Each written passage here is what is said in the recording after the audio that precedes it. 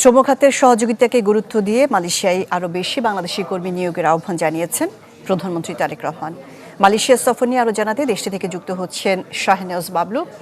শাহনেওয়াজ বাবলুর প্রধানমন্ত্রীর মালয়েশিয়া সফর নিয়ে বিস্তারিত জানতে চাই। দিন শেষে আমরা সফর শেষে কি পেতে যাচ্ছি, আর প্রবাসীদের চাওয়াগুলো কি ছিল?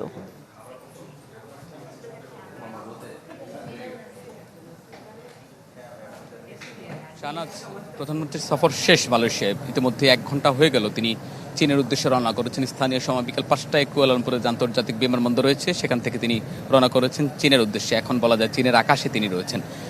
4 দিনের রাষ্ট্রীয় সফরে চীনে যাবেন। এর আগে আজকে 18 ঘন্টার সফরে তিনি মালয়েশিয়ায় ছিলেন। গতকালকে সন্ধ্যার পর স্থানীয় সময় রাত 9:15টার দিকে এখানে আসেন। তারপর বিমানবন্দর থেকে সরাসরি এখানে আসেন কুয়ালালামপুর শহরে, এখানে সুধী সমাবেশে অংশ নেন। পরে আজকে সারাদিনের প্রোগ্রাম, আমি যেটা জানিয়েছি দিনভর।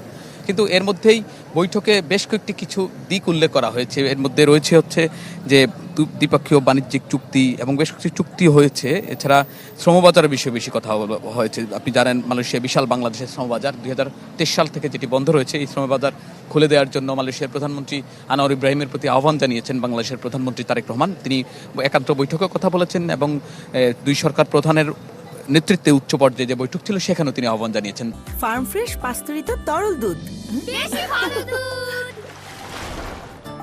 তারা তিনি এবং মালয়েশিয়ার প্রধানমন্ত্রীর পক্ষ থেকে যেটি জানানো হয়েছে যে স্বচ্ছ প্রক্রিয়ার মাধ্যমে যাতে বাংলাদেশের শ্রমিকরা এই দেশে আসেন এবং তাদের যে শ্রমিকদের চাহিদা এই বিনিময় চুক্তির বিষয়ে তিনি কথা বলেছেন। হয়তো এটা শিগগিরই হবে, দুই দেশের আবারও একটা বৈঠক হতে পারে, তা এখনো পর্যন্ত নিশ্চিত নয়। তবে প্রধানমন্ত্রী আরেকটি বিষয় বলেছেন যে এখানে যারা অবৈধ শ্রমিক রয়েছেন, অবৈধ প্রবাসী রয়েছেন, তাদেরকে যাতে বৈধতাকরণ দেওয়া হয় বিভিন্ন স্বচ্ছ প্রক্রিয়ার মধ্য দিয়ে, সেই বিষয়গুলো তিনি উল্লেখ করেছেন। এবং এছাড়া আসিয়ানের বিষয়ে কথা বলেছেন, আসিয়ানের যোগদানের বিষয়ে মালয়েশিয়ার সহযোগিতা চেয়েছেন। এছাড়া আপনি জানেন দীর্ঘদিন ধরে বাংলাদেশে যে রোহিঙ্গা সংকট রয়েছে, সেই রোহিঙ্গা সংকট সমাধানে যাতে রোহিঙ্গাদেরকে মিয়ানমারে শান্তিপূর্ণভাবে ফিরিয়ে নেওয়া যায়, সেই জন্য মালয়েশিয়া দীর্ঘদিন ধরে বাংলাদেশকে যে সমর্থন দিয়ে আসছে সেই সমর্থনের কথা তিনি ধন্যবাদ জানিয়েছেন। এবং বিশেষ করে সবশেষ যে জাতিসংঘ নির্বাচনে বাংলাদেশের পররাষ্ট্র যে নির্বাচন করেছে, সেই নির্বাচনে যে মালয়েশিয়া যে আকণ্ঠ সমর্থন দিয়েছে সেই সমর্থনের প্রতি কৃতজ্ঞতা প্রকাশ করেন। তিনি স্মরণ করেছেন শহীদ প্রেসিডেন্ট জিয়াউর রহমান যখন তার পররাষ্ট্রনীতির সময় যখন তিনি